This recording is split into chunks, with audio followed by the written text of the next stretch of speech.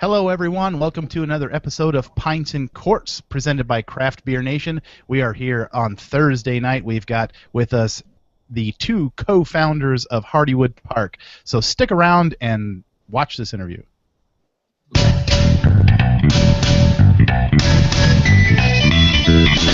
Time now for a look back at the last week in the craft beer industry. Pour a cold one and sit back for an all-new episode of Pints and Quarts, presented by Craft Beer Nation.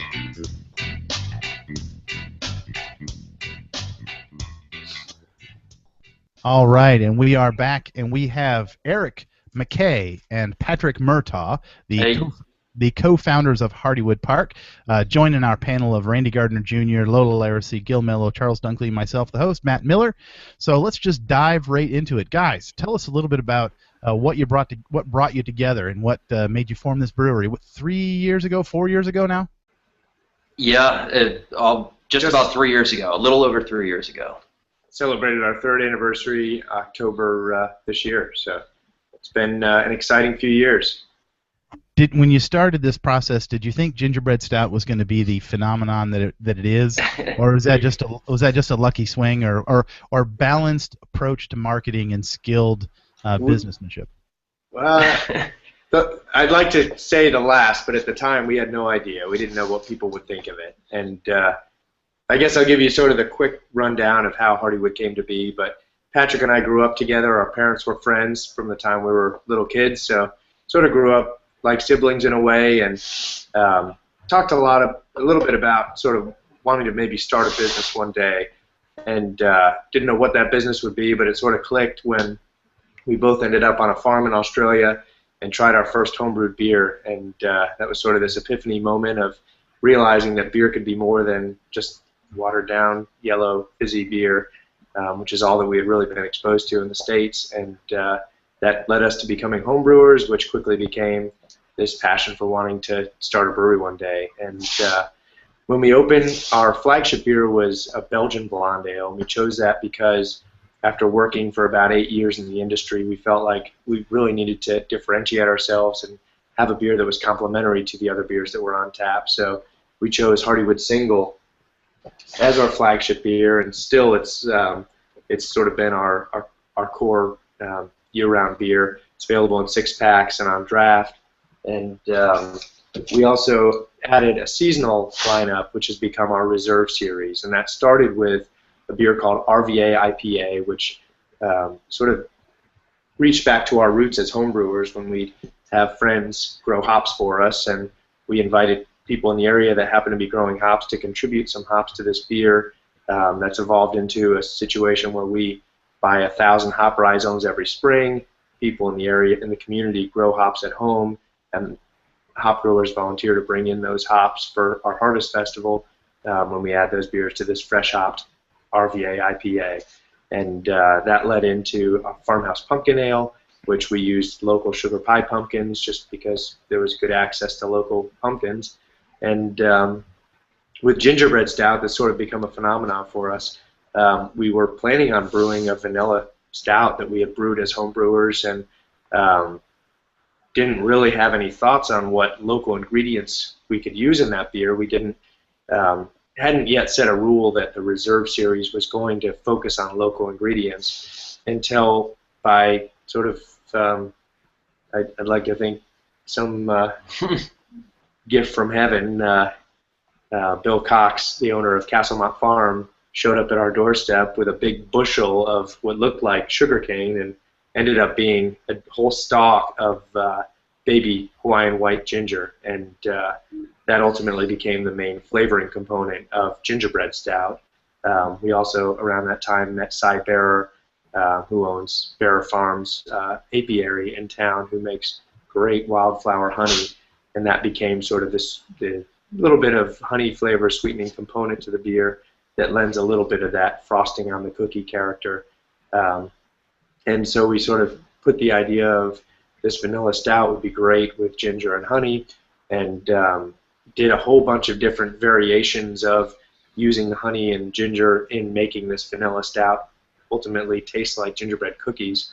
And I think it's one of the best executions that we've had to date in terms of sort of having this concept of something that we'd never tried before. We had no idea what to compare it to, so we were just sort of going with the flow and going with our guts, and it turned out to be this beer that has just made people super excited about craft beer, excited about the holidays, and nostalgic about a lot of fun memories of being kids and making gingerbread houses or eating ginger cookies and whatnot. So it's fun to be a part of what this beer has become, and that in this time of year has really gotten people in the Richmond area and now in Eastern Virginia, Northern Virginia, Western Virginia, D.C. and Pennsylvania, Eastern Pennsylvania, kind of excited about Hardywood.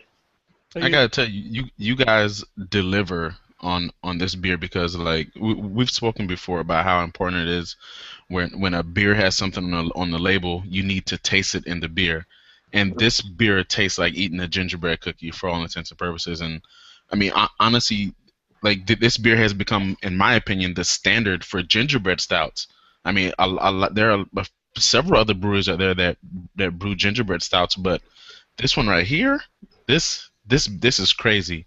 So my question is, when you guys first set out to brew this beer, I'm sure you had no idea that it was going to kind of lead to being like the Hardywood cult following beer, right? I mean, was there ever a moment where you're like, oh crap, now we have to repeat this every year on a bigger and bigger scale? And, no. and you know, okay. Yeah, I mean, certainly not when we first brewed it. We had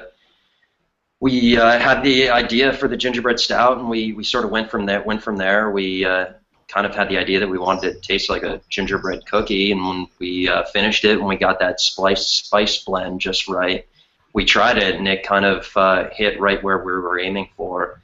So we were excited about it, and the people that came in to try it that first year really liked it. But yeah, we didn't know sort of to what degree it would take off and get people excited about it. And it was really after Beer Advocate gave it that perfect 100 rating in their magazine review that people started to get some buzz. And at the time, there were only a handful of other breweries that had that perfect 100 score. And shortly after that, we won a bronze medal at the World Beer Cup. So it just kept gaining steam over the course of the year. And by the time the next November rolled around, there was quite a bit of buzz around it. And even then, we didn't really know what to expect. But that first day we released it, there was a huge line that wrapped halfway around the block, and that was pretty cool to see. For a new brewery, that was fun for us. Well, and you had a little trouble there this year, right? You did a pre-sale Thursday night or Friday night or something, and there was a few too many people that showed up, and everybody's going to get their beer. Everybody just calm down. You're going to get beer. Yeah, when you have one of those beers that people get excited about, that's really cool for a brewery, but it also provides a lot of management headaches. And right. Just trying to figure out how to best serve our customers can always be challenging when there's that kind of demand for it. So for us, yeah, we wanted to do that pre-sale. We thought it would make the following Saturday more manageable when we had it on draft for people to drink here. And we had some bands coming out. So we wanted to get a lot of those people that just wanted to grab a bottle and go home, sort of in and out. And so we did that, and we did that the year before. And this year we set the minimum probably a little high in retrospect. Perhaps we should have lowered it to maybe 4 bottles per person. I think we set it at 8 this year. So yeah, we ran out halfway through that line, and we wanted to save a little bit for the next day. So of course that's not great if you came all the way out to wait in line to get this beer. And but anybody who's watching who we didn't felt get pretty any, bad about that. anyone who's watching that didn't get any, I was there on Monday, and you were still packaging, so you're still making shipments of the regular GBS, right? We are, yeah. So yeah, it's good to hear.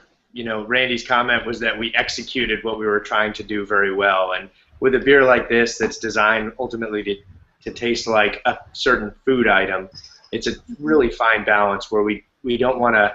We're not trying to sell a beer on kitsch factor. That's the opposite of what we're all about. We want to sell beer on authenticity and uniqueness, and we were the first to brew a commercial gingerbread stout, and didn't know what the response was going to be. And every year we go into this nervous that people are going to be over it or, on to the next new thing.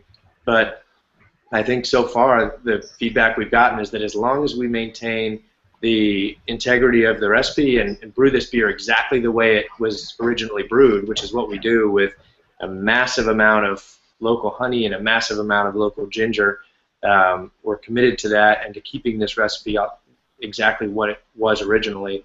I think that hopefully we can continue to build upon what we've started. And as a quick side note, we brewed numerous test batches of it, and Patrick created the recipe, ultimately adapting our homebrew recipe, and sort of at the 11th hour decided we need to put milk sugar in this beer, and it went from being ultimately a Russian Imperial Stout to being an Imperial Milk Stout, and that wasn't until we had passed the pilot brewing phase. We were going right to commercial brewing because we didn't have time before the next release, or before the release was scheduled, and so this was 3 months into doing business. We're sort of taking some pretty big risks, and I think that was the best move that we could have done in terms of the liquid really shining and achieving what this what a gingerbread stout should taste like, we think. Yeah, but this is something that Randy and we have discussed that quite a few times about the promising on the label and how excited we get it, and we mentioned many breweries that on our conversation, but the thing for me about Hardywood that I even commented before about your pumpkin saison is that we were talking about gingerbread stout, but by the way, I have the one. Nice. But, all right. Yeah. That's something that I noticed on all your beers. For me, it was a nice encounter after I tried the Hardywood gingerbread stout, and then I start drinking other beers of you, and it seems to be a trend with you guys that you really get the taste of things that I look at the label. And I've watched a lot of your videos, and I see that you guys love that Richmond or Virginia kind of a local products. Is that how it came about? Like with that piece of ginger and. Yeah, I mean, it was really after the gingerbread stout that that was our third beer using local ingredients, and I think it was really it was around that point that we made that rule for ourselves for this series of beers, this reserve series, that every one of them would have one local component, at least one locally grown ingredient or locally sourced ingredient. So everything from locally grown raspberries, locally grown blackberries, pumpkins, hops. We even work with the guy that makes our tap handles. We have a local guy who uses trees that have fallen naturally in storms around Richmond to make wood products out of, and he makes our tap handles, and he also makes these infusion sticks for us that are made out of Virginia tulip poplar wood that he cuts some grooves in to increase the surface area, and then toasts them to sort of bring the tannins to the surface. And we throw about 20 of those in each 40-barrel fermenter, and kind of rounds out that flavor a little bit, gives a little toasty kind of vanilla character to it. So yeah, it's definitely fun for us and inspirational for us to be able to have all these local farmers making these really great products, and local woodworkers. We work with a local coffee roaster for our Sadamo coffee stout. So is that something that you were walking around and then you go on the market and all of a sudden you see something and then you think, I need to brew a beer to put that product, or you have a beer and then you try to look for a local product? A lot of it is just getting to meet a lot of really passionate people in the Richmond area, and it being a small enough city where you get to, you go to the local farmers market and you get to meet the local berry farmer who's, growing the primary, grower of blackberries and raspberries in the area, and conversation starts and realize that you want to start using, one of their ingredients in your beer. And a part of the approach has also been with the pumpkin beer, we used a saison yeast, like you mentioned, and we had never really been personally huge fans of pumpkin beers, and one thing we found was a lot of them focus on that very sweet pumpkin pie brown sugar character, where we wanted to try to do a very dry beer and maybe a little bit stronger than most pumpkin beers. So we took sort of that Belgian farmhouse ale approach, and the end result was something that we really enjoy. And same with the Hoppler that Patrick mentioned. We've had numerous wood-aged IPAs, but we had never had one aged on a wood other than oak. And so we played around with different woods, and the poplar was contributing this really nice vanilla caramel character, and ultimately ended up going with that. And the coffee, our coffee stout, a lot of coffee stouts are made with really deep roast, almost like espresso roasted coffee beans. And in working with the Lamplighter Roasting Company in town, we came up with this lightly roasted Sadamo coffee bean that gives this delicate blueberry-like character. It's not an intense coffee beer, but it's very different from a lot of the coffee beers on the market, and because of that, I think people have really gravitated toward it, or at least it's earned its own unique spot on the shelf. And then the fruit beer, we never thought we'd brew fruit beers, and so our approach to the latest one we did was to do a chocolate raspberry stout, and that one we won a gold medal for at the Great American Beer Festival this year, which was our first medal there, and one that, if you told us when we were opening a brewery that we'd be winning a medal for fruit beers, we probably would have laughed and said, no way that's ever going to happen. But we're very proud of bringing that one home. So this is clearly a sign from God, because every time I think about asking you a question, you start answering it. I was gonna say that aside from having the flavors in the gingerbread stout nailed, what I think helped the beer more than anything else is the fact that it's a milk stout, and that so the beer has this beautiful body to it, right? Mm-hmm. So, and no need for me to ask that question because you answered it before I asked it. And then I was gonna say, this beer is amazing. Everyone knows about gingerbread stout, but I swear that raspberry stout flies under the radar. That's an amazing beer, and then you reach behind you and you grab a raspberry stout. It just happened to have a GABF medal hanging around its neck. They know their audience. What's going on there? Yeah, well played. So we a year ago we got together in the summer. We got together at Mekong, which everyone who comes to Richmond gets together at Mekong. But we actually several of us had that beer on tap there, and it was quite outstanding. Gil, I believe it was a nitro push of that raspberry stout to add to it. So we did a little of the nitro. That one did turn out really nice. Yeah, you talk about adding to the mouthfeel. You know, you've got a lacto beer, and then you push it with nitro, and it was quite amazing. No. The raspberry stout is just a regular stout, right? It's not a milk stout. But they had a nitro version of it at Mekong on tap. Okay. But you're right. The raspberry stout is just a chocolate Russian Imperial stout. Right. All right. Well, let's talk a little bit about variations on the GBS on the gingerbread stout, because you've got Saturday. You're having a release party at 11 a.m. there at the brewery in Richmond. Come on down to something Ownby Lane is where you guys are at. But you better get there early, because at 11 a.m. the bourbon goes on sale, and not everybody has them holding bottles for them like Gil and I do. Don't tell anyone that. No one will know. No one will know. No one will. Only 1,000 people will know and be begging for it. So that's that. But Patrick, you were saying something about some other variations that you were going to release this year. Yeah. So we've had a few beers that have sort of happened by circumstances that weren't exactly under control, that just kind of pushed us in one particular direction. So every year we've been doing this, we've done a bourbon variation that we would take the gingerbread stout and age it in bourbon barrels. This year we're actually doing rum barrels as well. So we had last year we had done a rum barrel aged version of our pumpkin beer, our farmhouse pumpkin, and this year we were planning on doing the same thing. It turned out really well. We liked it. We want to do it again. And due to circumstances out of our control, the rum barrels showed up about 2 months late. I think they got held up in customs and held up on whatever island they came from. And we didn't get them, but we did have some rye barrels. So we ended up using the rye barrels to age our pumpkin beer in, and didn't know what to do with the rum barrels. So we said, why not try aging the gingerbread stout in rum barrels? We thought those sort of spices from the rum would work really nicely with the spice from the gingerbread. And so we threw some gingerbread in rum barrels, and it's tasting pretty good so far. And we're doing another variation.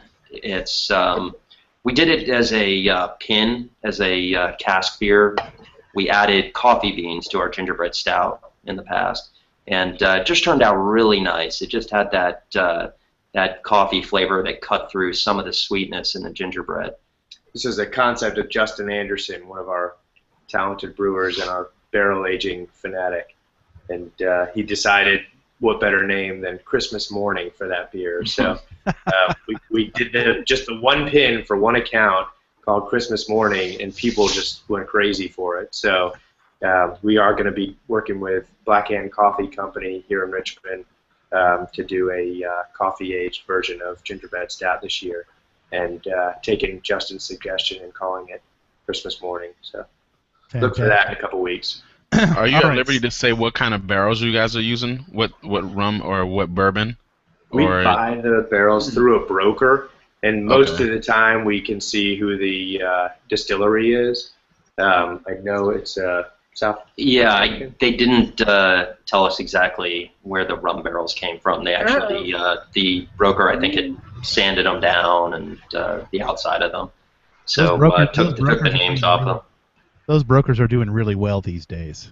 Yeah, they are. A lot of bourbon barrels getting bought by breweries. Yeah, when we first opened up, we used to we bought a trailer when we first opened, and we used to drive down to the up to the A. Smith Bowman Distillery in Fredericksburg, which is about an hour away, and just load up our trailer with about 60 of those barrels and drive them back, and it was pretty easy. And now with all these breweries opening up, they have a lot more demand for their barrels. So we actually, this question came up last week in another show that we do. Did you actually ship them some gingerbread stout barrels back to them, and did they make a bourbon out of?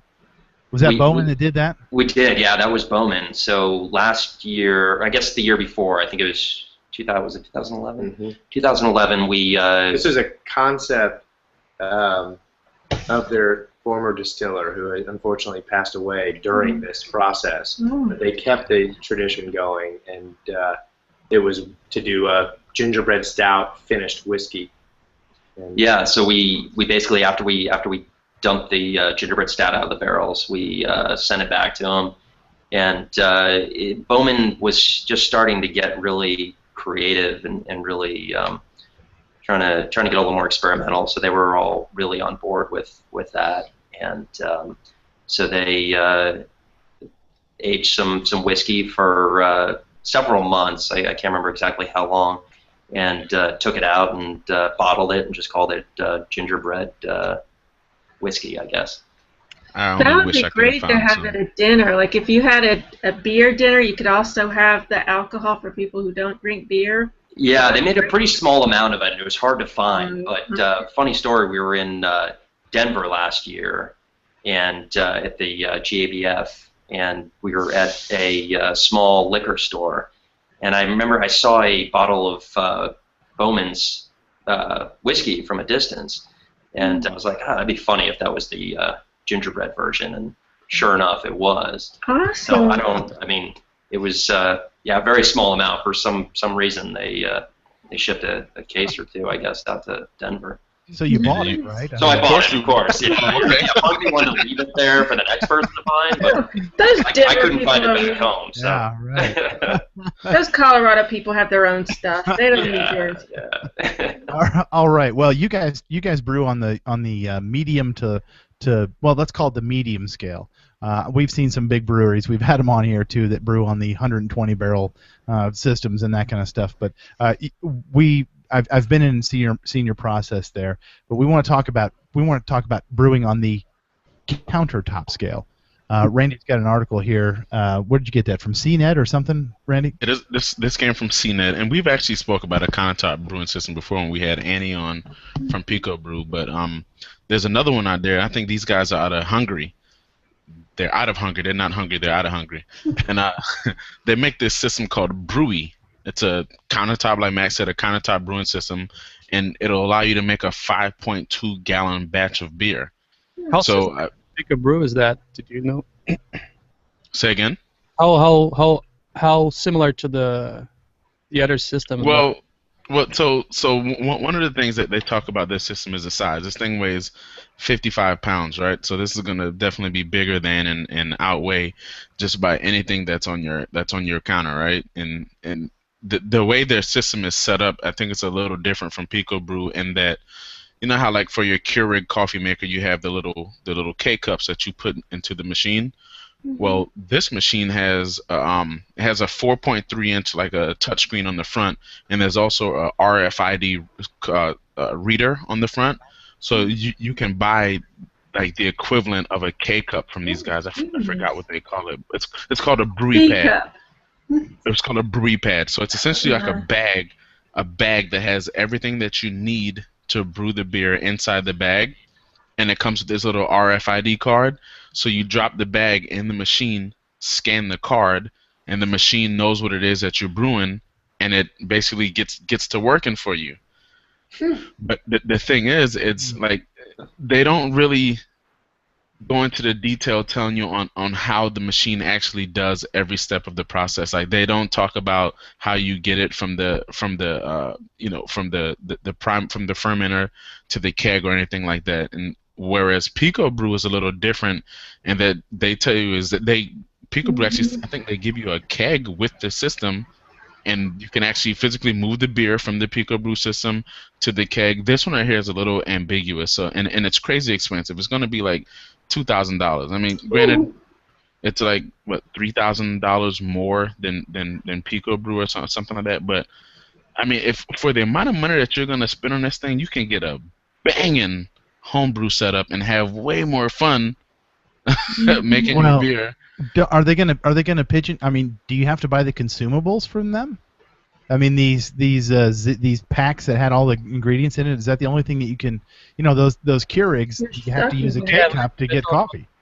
Well, this thing just launched on Indiegogo, so I'm sure they haven't gotten to the point yet where you can buy brewy pods or whatever they call them at your local Bed Bath and Beyond.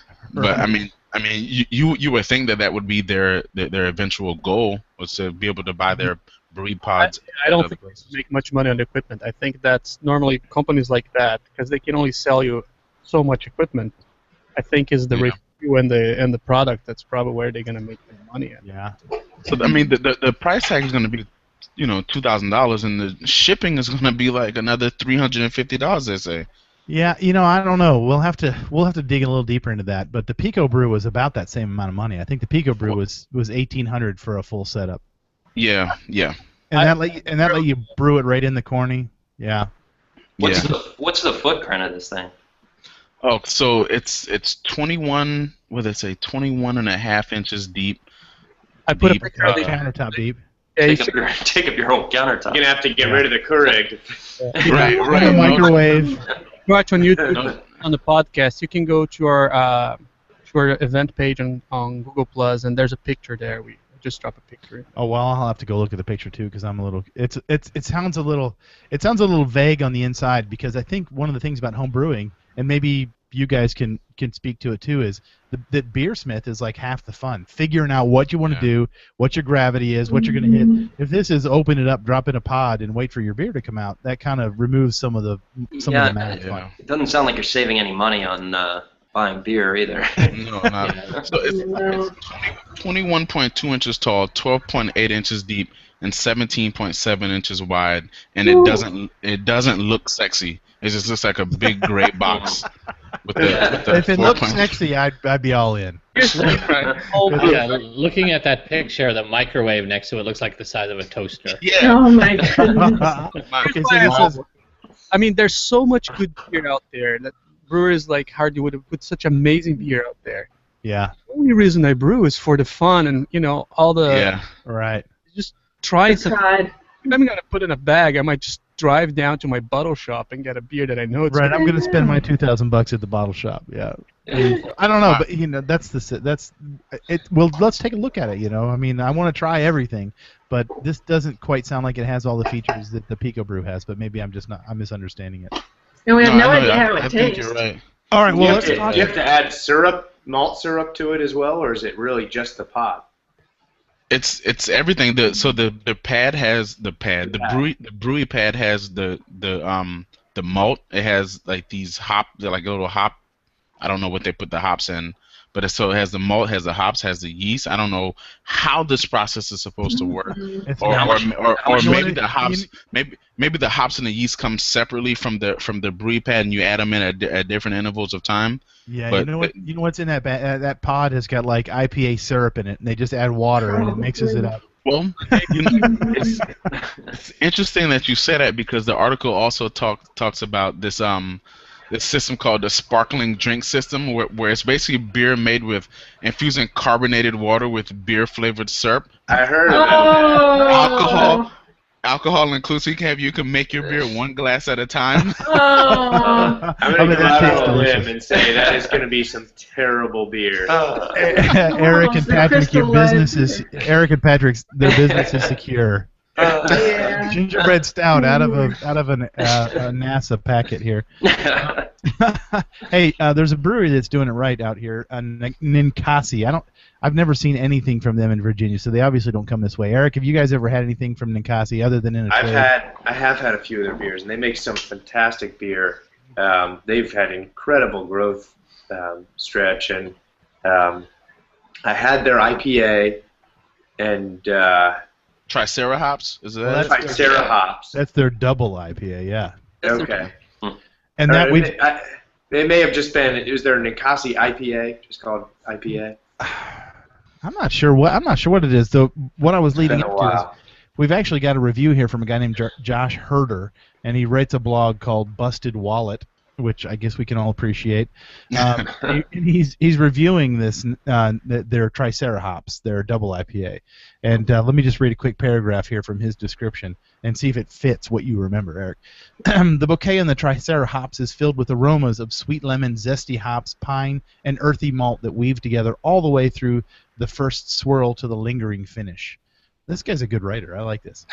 We did a guy last week who had way too many adjectives in there. The brewers at Ninkasi are able to showcase a flavor profile that has both potency and drinkability, like an iron fist and a velvet glove. The higher alcohol plays a supporting role rather than taking over and dominating the scene. The attention to detail and skill level of the brewers show that while they might be using a heavy dose of hops, they are able to harness the roasted malt in the Tricera hops to form a smooth, well-rounded, and all too drinkable pint. For all the hops heads out there, this is a perfect example of a refreshing, strong double IPA that will quench that thirst for hops in a glass. For all of you who are a little less interested in exploring the hoppy world of IPAs and double IPAs, this one might be the one that unlocks that door. Sounds beautiful, yeah. Yeah, this guy's he's a great writer. He needs a job writing beer descriptions for breweries. Refreshing, strong double IPA. That sounds like a little bit of a like an iron. My favorite my favorite was like an iron fist in a velvet glove. I felt like I should have had on like a mime outfit, like acting all of that out the whole time while you were doing that. So I have not had Tricera hops. I've seen it on websites where we order beer to have shipped in. Maybe I'll have to throw one of those in. That sounds like a dinosaur. Well, that's kind of what they were going for. Sarah Hops in the new Jurassic Park movie. Well, basically, brewers these days, if you're going to make a hoppy beer, you have to find something that rhymes with hops, and then replace it with hops. That's marketing 101. That's like if you write a blog and don't put a number in the title line, nobody's going to click on it. You know what? We're numb about hops because when we drank Allen's beer. And we all said, "Oh, it's okay." Yeah, Gil, what was the name of that beer? Cluster. Cluster. Let's just say he made a 5-gallon batch with he made a 5-gallon batch with 18 ounces of cluster hops. Yeah. We're all shaking our heads. I mean, what's wrong? It's amazing how jaded you can get. Yeah, right. Well, how burnt your taste buds can get. If I ever open a brewery, I'm just going to call my IPA Hoppy Beer. My double IPA is going to be really Hoppy Beer. All the names are taken, man. They're all taken. Everything is taken. Beer releases this week. We've got Funky Buddha has got Hop Gun IPA. and a Floridina Heffy. That's coming out on December 10th. Anchor's got their winter wheat first release, a blend of a Belgian, German, and Midwest malted barley. That's coming next week. Westbrook in South Carolina's got the Ravers Extra Ripe Old Ale coming out. That's aged in bourbon, red wine, and brandy barrels. That is going to be a complex beer, I would imagine. Mm-hmm. Cigar City's got their 110K plus overtime 7th batch. Some of these words that you put in here, Gil. That's the name of the beer. Is it really? Okay. 110K OT. How do you get that? How do you get that all on the bottle? It's a strong porter with cocoa nibs in it. Stone's got their Enjoy after 12/26/15. I actually had that last night. I got that at Total Wine there on Broad Street in Richmond, and it was pretty darn good. Have you guys had that? Anybody else had that one yet? Yeah, I've had it. Enjoy after. Yeah. No. Oh, that Enjoy. I was gonna say you obviously didn't. Oh, hang on a second. Oh, Enjoy. wait. Yeah, there you go. I had Enjoy by 12/26. Exactly on. Enjoy after. You're right. That's the bread IPA. I'm waiting for the Thank you, enjoy Patrick. You on. enjoyed it too soon. I have enjoyed too much of this gingerbread stout in the last half hour. Dogfish Head's got their Saison Extra. That's out on Monday. And that is the releases. We've got a couple of festivals coming up. Is Richmond? Wait, hold on, Richmond Matt. Is it Saison de Extra or is it Raison de Extra? This one says Saison. No, Raison d'Etre is one of theirs. I love that one. Maybe I misspelled that. And Raison de Extra. That's it. They're bringing back the Raison. The Raison. Okay, so That's one of my favorites. It was Raison de Trois, but this is Raison de Extra. Yeah. So. Thank you. It's my French. I know that was the end of the French lesson for this evening. What Dogfish has, they're bringing back the beer, and they are doing a whole week of rendling. They're rendling that beer with everything they can get their hands on. I gotta go to Total Wine. Randy is ready to go to Montreal. He's got his French. Yeah. That's how I roll, man. I'm I'm not even gonna try and say this. Denver has got a Chist Kindle Market. It's a festival here coming up from now until the 23rd. German-style beer in Warm. Wow, God. Gail, why would you even put that on the list? Glühwein. It's a warm mull wine. That's a typical... Oh, it's a mull wine. All right. Well, that is from now until... Worms. Well, which one of you... Wasn't one of you in Germany for a while? Yeah, that was me. Yeah, he did. Yeah, I went to a brewing school at Duman's Academy in Munich. And by the way, I hate blue vines. They don't taste good. I sent Gil beer for this show, and then he puts these words in there for me to read. He doesn't like you, man. Portland's got their Holiday Ale Festival downtown Portland, Oregon, the 3rd through the 7th of December. So that's going on right now. Get down there to that. Smuggler's Notch Brewfest in Jeffersonville, Vermont. That is on Saturday the 6th. South Winter Warmer, Nashville, Tennessee on Saturday as well. Washington's Brewers Guild Beer Festival set in Seattle, Washington this weekend. Vancouver Winter Brew Fest, Vancouver, Washington, December 12th through the 14th. That one's next weekend. And also next weekend is the Hybrew Nation Fest. We ought to sue. No, Hybrew Nation Festival of Beer. In Harrisburg, Pennsylvania. Gil, are you going to go up to that one? I'm not sure. You made me say it. You need to at least take a picture from that place. I should take a picture. Hybrew, yeah. So we just went through the Richmond's beer festival here, or Richmond Beer Week. Is that what it was? 2 or 3 weeks ago. Maybe a little further along than that. But these guys are having a party at right down at their brewery tomorrow or Saturday morning at 11 a.m. So line up about 6:30. There'll be a few people with tents, because they absolutely have to get their 2-bottle limit of the bourbon barrel aged gingerbread stout. But the smart man knows they've made enough of it this year that you can get some. So go down Saturday morning, have a good time. You guys have bands and stuff on Saturday as well? We do. This Saturday we're doing a craft festival that starts at 10 a.m. I have a lot of local. I have a question for Patrick and Eric. You will be very happy if I challenge every brewer for that. Nutella stout. Nutella syrup, that would be awesome. I know you can't call Nutella, but you can call a hazelnut chocolate or whatever is that. And you could put a little bit of a bread taste in it, because one of my favorite things are those breadsticks that you dip into the Nutella. Oh yeah. Oh yeah. I guarantee you that you would sell at least a case because I'd buy a To case. me, I would totally do that. Well, these guys definitely have made a name for themselves making stouts, so we can appreciate that. Guys, thanks for coming on with us here tonight. We've had a good time. We love talking to you. We really, Gil, a little early there, Gil. We're looking forward to seeing what other kind of things you guys can make over the next few years. I imagine you got a great lineup of beer for 2015, and you just keep making the good stuff, and we'll keep buying it. So until then, everybody, find some good friends, find some great beer, and mind those P's and Q's. This has been Pints and Quarts, brought to you by Craft Beer Nation. You can show your support for our podcast by subscribing to our content on YouTube, Stitcher, iTunes, or our website, craftbeernation.org. Thanks for listening.